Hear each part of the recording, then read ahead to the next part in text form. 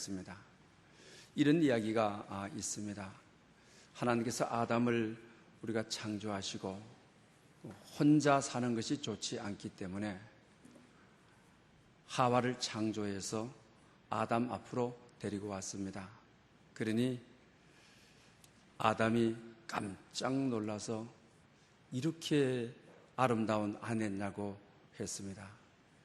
아내가 아름다워야 네가 좋아할 것이 아니냐, 기뻐하지 않을 것이냐고 했습니다. 또 아름다울 뿐만 아니고 아주 또 착한 겁니다. 그래서 하나님, 또 이렇게 아름다운 아내를 선물로 주셨습니까? 라고 했습니다. 이렇게 착하고 아름다운 아내, 그래 하나님께서 착해야 너가 사랑할 것이 아니냐라고 했습니다. 그러다가 아담은 하나님, 저는 좀 멍청한 데가 있습니다 라고 했습니다.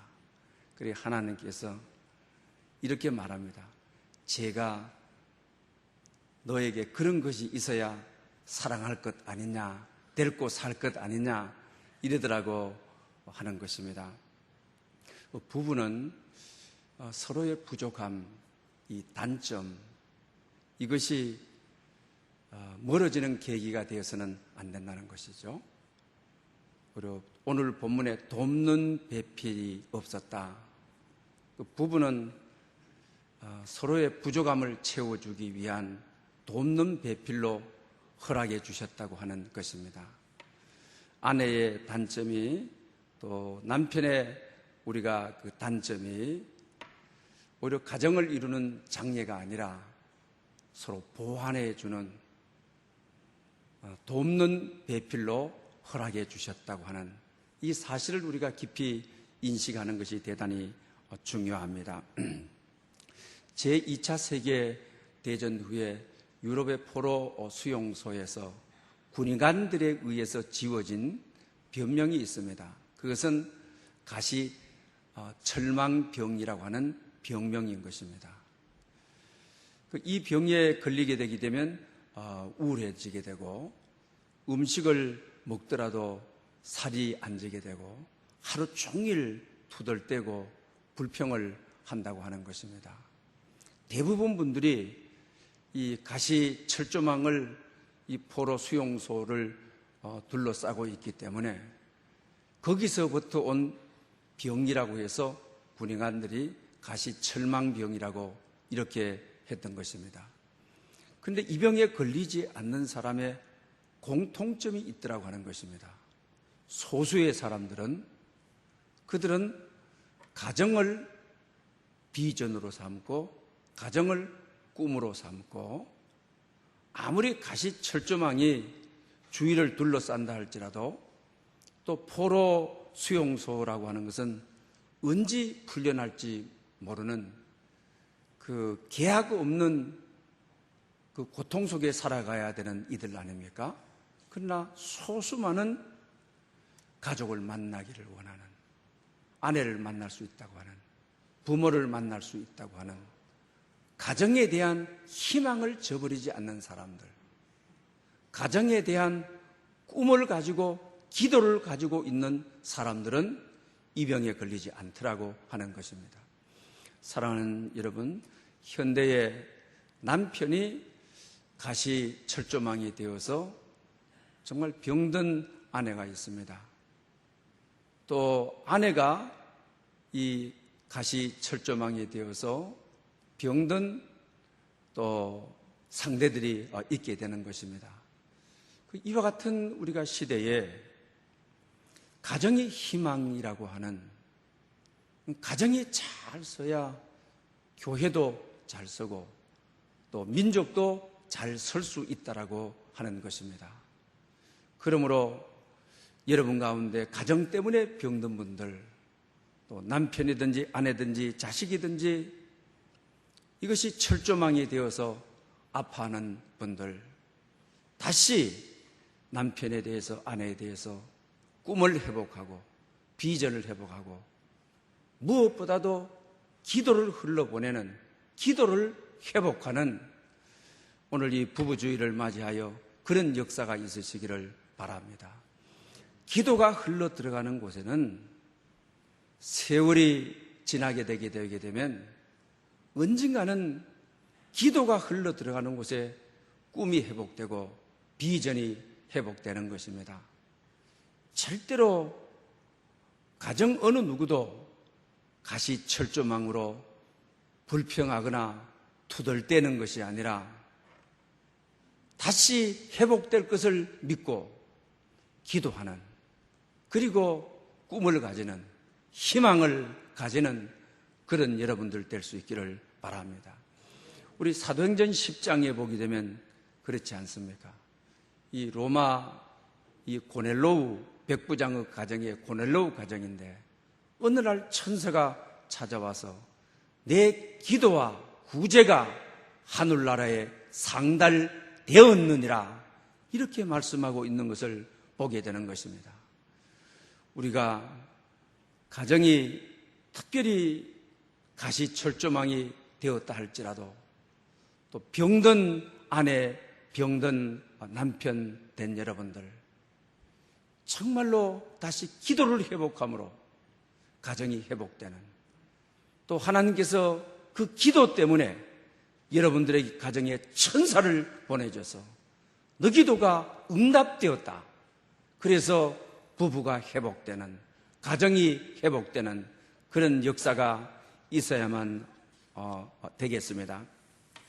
여러분들이 잘 아시는 대로 오늘 이 시대는 가정이 무너지고 있다고 하는 것입니다. 가정이 대단히 위험 수위에 이르렀다고 하는 것입니다. 결혼하는 것도 중요하지만 가정을 끝까지 지키는 것이 더 어려운 시대가 되었다고 말을 합니다. 아다시피 얼마 전까지는 한 부모 가정이라고 하지 않았습니까? 엄마가 가정을 지키든지 아빠가 가정을 지키든지 한 부모 가정이라고 이랬습니다. 그러나 이제는 부자 가정이라고 이름을 명명하지 않습니까? 대부분 엄마 아빠 가정에 문제가 생기게 되게 되면 옛날에는 엄마가 자녀들을 지켰습니다. 근래에 와서는 이제는 그 옛날 이야기가 되었다는 거죠. 그래서 모자 가정이라 합니다. 이 부자 가정이라고 하는 겁니다. 그래서 대부분 아빠들이 애들을 데리고 사는, 이제 국가에서 복지 개념으로 아파트도 만들어주고 그들의 문화공간들을 다시 만들어주는 국가 정책이 우리가 바뀌고 있는 시대를 보게 되는 것입니다. 이만큼 바뀌어가고 있다고 하는 것입니다. 오늘 우리가 본문에도 하나님께서 정말 하와를 만드신 이후에 그를 데리고 가 아담과 가정을 이루지 않습니까? 이 세상에서 하나님께서 직접 개입하셔서 창조한 것은 가정입니다. 오늘 본문 하나님이 직접 개입하셔서 가정이 그만큼 소중하다는 것입니다. 그리고 아내를 처음에 만날 때 이 아담의 고백, 남편의 고백은 뼈 중에 뼈요, 살 중에 살이라. 아내는 노래인 것입니다. 아내는 감사의 내용인 것입니다. 하나님의 선물인 것입니다. 이 세상의 수많은 사람들 가운데 지명하여 택하여서 내게 보내준 하나님께서 주신 가장 소중한 사람이라고 하는 것입니다. 그러니 내 뼈 중에 뼈요 살 중에 살이라고 하고 있지 않습니까? 여러분 아시다시피 자식이 뼈 중에 뼈요 살 중에 살이 아닙니까? 요사이 세월호 사건을 한번 보십시오. 그분들이 이미 참 세상을 뜬 지가 오래됐지만 뼈 조각이 발견되어지게 되니까 누구의 자손인지 금방 알지 않습니까? 우리는 대부분 자식을 뼈 중에 뼈요 살 중에 살이라. 사실 엄격하게 이 부부라고 하는 것은 남이 아닙니까? 그런데 오늘 본문에 아내가 등장하자 남편의 고백은 노래인 것입니다. 아내는 내 인생의 노래인 것입니다. 내 인생의 가장 귀중한 뼈 중에 뼈요, 살 중에 살이라고 하는 것입니다. 오늘 이 사실을 오늘 시대가 잃어버리고 저기 있습니다. 요사이 와서 이 종혼이라고 하는 이야기를 들어보셨습니까? TV에서도 많이 나오고 사회 언론에서 많이 나오지 않습니까? 돕는 배필, 우리는 인격의 이 동질성, 돕는 배필, 내 항상 곁에 있는 사람, 돕는 배필, 내 짝이라고 하는 것이죠. 그런데 우리는 오랫동안 유교 문화 하에서 살아오면서 이 북의 사회에서 살아오면서 가부장 제도의 사회에서 살아오면서 성경의 원리대로 우리는 살지 않았습니다. 남자는 강한 자고 여자는 약한 자고 또 여자는 험한 일을 해야 되고 여자는 어려운 일들을 해야 되고 그래서 오늘 이 시대에 종혼이라는 말이 부부가 결혼을 해서 결혼 관계 속에서 부부로 살다가 60이 넘고 70이 가까이 돼서 종혼을 하자. 이제 이 결혼 관계, 호적에서는 당신이 남편이고 나는 아내지만 그러나 이제는 하는 일에 대해서는 종혼이다. 끝을 냈다 하는 것입니다. 그래서 남편이 같이 늙어가면서 또 여자분들이 옛날엔 나이가 많았잖아요. 남편 들어오면 뭐 물 떠주고 밥 해주고 이런 관계를 종혼이다. 이런 관계를 이제는 끊겠다는 것입니다. 그래서 하도 매여서 살았기 때문에 아내가 남편의 어쩌면 부속적인 인격으로 살았기 때문에 자기도 자기 몸을 가를 수가 없는데 자기도 자기 몸을 줄여줄 수가 없는데 밥 해주고 빨래 해주고 이런 일들 종혼이다. 끝났다. 그래서 아내든지 남편이든지 밤늦게 친구를 데리고 오든지 같이 자든지 절대 간섭할 수 없는 왜 이것이 지금 우리 사회에 문화로 자리를 잡고 있습니다. 멀지 않아서 이것은 우리 문화에 뿌리 깊게 내려져야 될 이거는 굉장한 지금 우리 가정 사회에 변화를 가져오고 있는 것을 보게 되는 것입니다. 그러기 전에 우리가 미리 성경이 가르쳐주는 대로 성경이 말하는 대로 돕는 배필로 내 인생의 가장 VIP는 아내다, 남편이다. 내 인생의 가장 소중한 존재가 부부관계라고 하는 이걸 우리가 잊어서는 아니 된다고 하는 사실입니다. 그래서 오늘 이 시대에 이 가정에 대한 가치관의 변화를 가져와야 된다고 하는 것입니다. 대부분 우리가 자본주의 사회에서 살면서 성공을 기준으로 하였습니다. 남편이 돈을 많이 벌고 직장에서 성공하고 하는 일이 성공해야 그게 남편이 성공의 기준인 남편됨의 기준이 또 아내들도 가정 살림을 살거나 또 직장 생활을 하거나 자기 분야에 있어서의 자본이 증가해야 그게 아내됨이고 또 자식들도 자본을 증가하는 것에 공부 잘하도록 하고 좋은 대학 쑥쑥 들어가도록 하고 직장 잘 들어가도록 이 역할을 잘 해야 이게 아내됨에 자본이 따라가는 대로 성공하느냐 못하느냐에 따라서 남편과 아내가 평가받는 이런 사회는 끊임없이 무너질 수밖에 없는 거고 우리 끊임없이 그렇게 될 수는 없는 것 아닙니까? 그러니 가정이 흔들리고 가정이 무너지고 있다라고 하는 것입니다. 이와 같은 때에 우리가 기준을 다시 설정해야 된다고 하는 것입니다.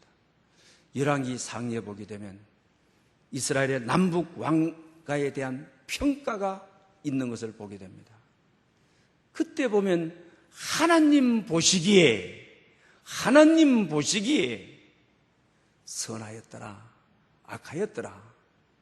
여러분, 우리 가정의 기준이 이제는 정말 가족의 기준이 자본이 아니라 성공이 아니라 정말 하나님 보시기에 이게 기준이 되면 정말 이것이 기준이 되도록 살아가야 된다고 하는 것입니다. 이럴 때 가정은 흔들리지 않습니다. 가정은 무너지지 않는다고 하는 것입니다. 제가 알고 있는 목사님이 계십니다. 자기 교회에 자기는 아버지 없이 어머니 밑에 자라는데 자기 교회에 잘 나가는 사람들이 많았다고 합니다. 그런데 늘 장로님들이나 목사님들이 너는 왜 이러냐, 너는 왜 이러느냐, 좋은 대학 가고 좋은 직장 가고 자기 자신은 그냥 교회에 와서 새벽 기도에서부터 모든 집회에 참석하면서 정말 구박을 너무 많이 받았답니다. 너는 왜 이래? 야, 쟤는 무슨 고시에 합격하고 어떻게 하고 이러는데, 그러나 끝까지 자기는 기준을 놓치지 않았다. 끝까지 자기는 기준을 잡았다. 나이가 들면서 하나님이 자기를 세워주시는데 처음에는 그분들이 굉장한 사람들이었지만 그러나 자기는 많은 분들이, 잘 나가는 분들이 그냥 손가락질하고 너는 교회에 와서만 노느냐, 교회에 와서만 기도하느냐 했지만 기준을 잡았다. 마지막 승리는 기준을 잡은, 열왕기 상하에 보면 여러 왕들에 대한 이야기를 하지 않습니까? 꼭 하나님이 평가를 놓치지 않는 것이 있습니다. 성공했느냐가 아닙니다. 영토를 어떠만큼 확장했느냐, 이것이 아닌 것입니다. 하나님의 기준은 여호와 보시기에 선하였더라, 여호와 보시기에 좋았더라, 이것이 기준이었습니다. 사랑하는 여러분, 오늘 이와 같이 어려운 시대에 정말 여호와 보시기에 좀 미련하게 보여도, 좀 바보처럼 보여도 정말로 행복한 가정은, 건강한 가정은 하나님 앞에 평가를 받는 여호와 보시기에 여러분 가정을 이루어가는 여러분 될 수 있기를 바랍니다. 그 다음에 또 오늘의 이 시대의 유산의 문제, 대부분 어른들이 과거에 어렵게 살았습니다. 그러다 보니 자식에게 나처럼 어렵게 살게 해서는 안 되겠다. 그래서 뭘 남겨줄까가 이게 관점입니다. 결과적으로 말하면 자본주의의 자본이죠.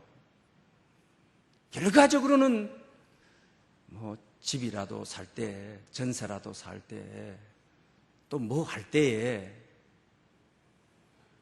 이것 때문에 우리가 땀 흘리고 수고하고 또 이것 때문에 어떻게 합니까? 진짜로 돕는 배필이고 뼈 중에 뼈인 이 관계가 틀어지기까지 거기에 우리는 뭘 남겨주느냐, 이거인 것입니다. 그런데 사랑하는 여러분, 그걸 많이 남겨준 가정들이 우리 역사 속에 건강한 가정을 이루는 것이 보았습니까?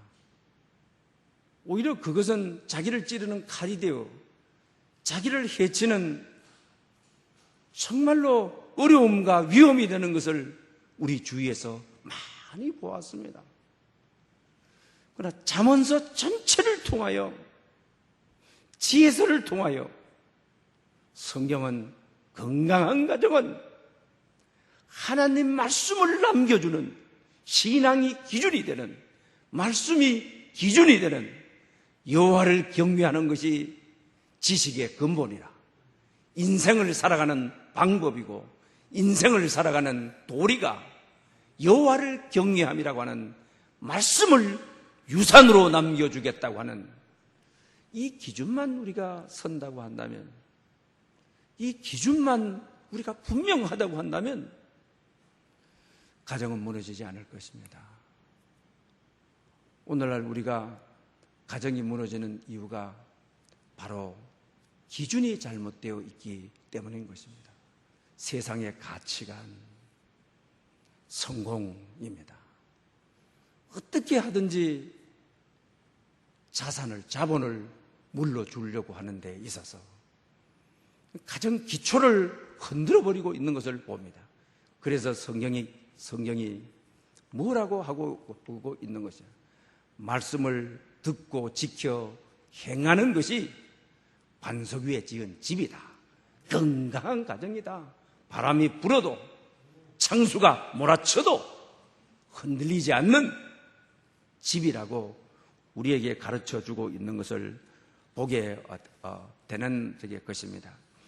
그러므로 여러분, 오늘 본문에 뼈 중에 뼈요 살 중에 살이라고 하는 이 말은 부부는 모든 관계 속에 우선이라고 하는 것입니다.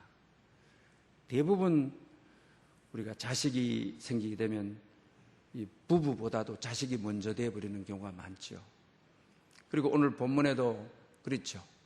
남자가 부모를 떠나라고 하죠. 대부분 또 결혼을 했는데 아버지 어머니가 우선이 되죠. 이건 성경적 방법이 아니죠. 또 요사이 아기들을 적게 놓으니까 딸 하나 아들 하나 낳아서 결혼한 다음에 이게 나를 이렇게 서운하게 하느냐, 총각으로 딸로 있을 때 그렇게 아빠에게 잘하더니만은 이렇게 서운해. 그래서 사위하고 관계를 틀리도록 부모가 하는 것이죠. 그러나 우리는 이거는 유교적 가치관이 너무나도 오랫동안 우리 속에 뿌리 내린 형태인 것입니다. 결혼을 했으면 부모를 떠나 아내와 한 몸을 이루는 것이 이게 가정인 것입니다. 어떤 경우에도 여러분 가정에서 자식이 결혼하든 딸이 결혼하든 둘이가 먼저가 되도록 해줘야 되는 것입니다. 나를 서운하게 하더라도, 엄마를 서운하게 하더라도 너희들이 먼저다. 떠나서 둘이 한 몸을 이루느니라. 이것이 가장 큰 먼저라고 하는 것입니다.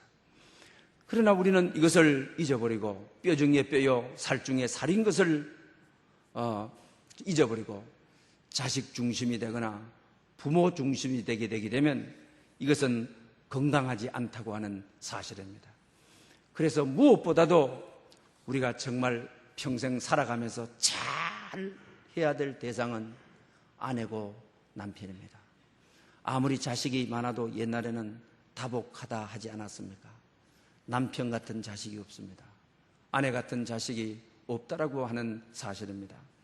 도종환 시인이 접시꽃 당신이라고 하는 옥수수밭 옆에 당신을 묻고라고 하는 시가 있습니다. 어렵게 사니라고, 자식들 공부시키느라고, 자식들은 집 사주고 또 등록금 다 됐지만 평생에 아내에게 옷 한 벌을 못 해준 것입니다. 그 마음이 너무 아파서 이릅니다. 견우 직녀도 이날만은 만나게 하는 칠성날, 나는 당신을 땅에 묻고 돌아오네. 안개꽃 몇 송이 함께 묻고 돌아오네. 살아 평생 당신께 옷 한 벌 못 해주고 당신이 죽어 처음으로 배옷 한 벌 해 입혔네. 여러분, 너무 인생을 잘못 살아. 자식 우선순위로 살아. 어른들 우선순위로 살다가 아내 고생을 하는 줄 전혀 모르고 옥수수밭 곁에 아내에게 수의해준, 배옷으로 수의해준, 그것이 유일하게 죽어서 해준 이웃분인 남편의 아픔을 참 아내가 소중하다고 하는 뼈 중에 뼈요 살 중에 살이라고 하는 죽어서야 깨달는 어느 한 남편의 고백을 여기 말하고 있는 것을 보게 되는 것입니다. 여러분 돌아보면 실제 그렇지 않습니까? 여러분 어떻습니까? 저도 우리 집사람 보고 그랬습니다. 망원시장 가서 10,000원 주고 샀다, 뭐 주고 샀다. 저도 또 그렇게 했습니다. 시장 갈 때 10,000원짜리 바지 사주면 1년 입을 수 있으면 잘 입을 수가 있습니다. 제가 지난주 광고했죠. 이번 주일 여러분들이 꼭 부부끼리, 그래서 21일은 둘이 하나가 되어 우리나라 국회에서도 부부의 날이다. 또 교회에서는 부부의 주일로 21일을 앞두고 지키고 있습니다. 제가 그렇게 아내에게 선포를 했습니다. 앞으로 이렇게 살지 말자. 이제는 부부 중심으로 살자. 저도 그렇게 진실한 마음으로 그렇게 이야기를 했습니다. 이것이 성경이 우리에게 가르쳐주는 방법인 것입니다. 이렇게 살면 건강한 가정이 될 수가 있다고 하는 것입니다. 그 다음에 이머전스 크라이라고 하는, 여러분 말을 들어보셨죠? 인간이 아주 그 행복에 걸치에 이를 때, 하여튼 극심한 어려움과 고통에 빠질 때 부르짖는 소리를 말하지 않습니까? 대부분 그 히랍권에서는 알라라고 그러지 않습니까? 또 불교권에서는 감샘 보험살이라고 하지 않습니까? 우리 기독교에서는 원래 이게 이 다윈이 종의 기원을 우리가 진화론의 창시자 아닙니까? 사실 이분은 목사의 아들이었습니다. 근데 어쩌다가 종의 기원을 발견하게 되어 아프리카를 갔는데 그 신비함을 보고 오마이갓. 그래서 기독교에서는 대부분 오마이갓이라 하지 않습니까? 그런데 우리 나라에서는 어떻습니까? 정말로 어떤 위급함이나 이럴 때 어머나 애고머니, 전부 다 이거 어머니에서 나온 어머니 아닙니까? 그러나 이건 다 예시대의 이야기가 됐다고 하는 것입니다. 현대에 와서 실제적으로 여러분들이 몸에 쥐가 나서 자기 몸을 쓰지를 못할 때, 갑자기 의식 없어서 쓰러지면서, 또 여러분들이 정말로 어떤 큰 기쁨의 일이 있었을 때 이제는 뭘 합니까? 어머나 합니까? 어머니 합니까? 오마이갓 합니까? 아니라고 하는 겁니다. 바뀌었다는 겁니다. 여보! 실제적으로 여러분, 저도 어느 날 밤에 자다가 다리가 완전히 마비되어서 아무리 주물려도 또 너무 아파서 견딜 수가 없어서 그 입에 나오는 것이 뭐냐? 여보입니다.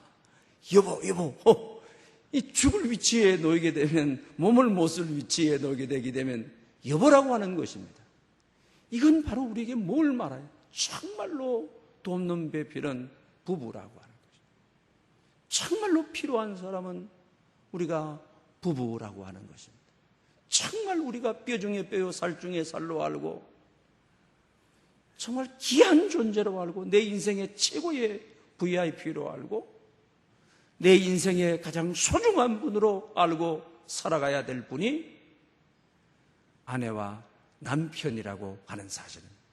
그리고 오늘 본문에 둘이 하나가 된다, 한 몸이 된다, 이걸 가지고 어느 우리 주광 신학자의 책을 보게 되면 비밀이 없는 관계다, 어떤 중요한 의도라도 부부는 비밀이 있으면 안 된다. 어떤 좋은 내용을 가지고 비밀이 있으면 안 된다. 뒷주머니 챙기는데 10년 후에 이벤트 해주기 위해서다. 내용은 좋습니다. 그러나 기타 그런 방법은 한 몸이기 때문에 둘이 하나가 된다. 둘이 한 몸이 된다는 것은 부부는 비밀로부터의 가족이 흔들리고 부부관계가 흔들리는 것이다. 비밀이 있어서는 안 된다. 의도에 있어서나 내용에 있어서 비밀이 없어야 건강한 가정이 될 수 있다. 행복한 가정이 될 수 있다. 이렇게 하고 있습니다. 사랑하는 여러분, 오늘 부부주의를 맞이해서 여러분 부부가 건강한 가정으로 또 건강한 부부로 행복한 부부로 서갈 수 있기를 축복합니다. 할렐루야, 영광